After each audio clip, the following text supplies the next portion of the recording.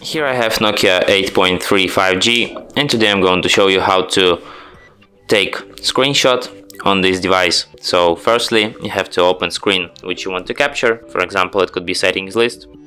And what you have to do next is to hold down power key and volume down for about a second at the same time, like this.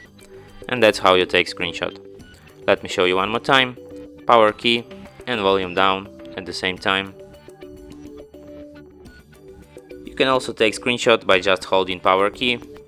This menu appears and you just tap on screenshot and a screenshot will be taken. You can find your screenshot in gallery,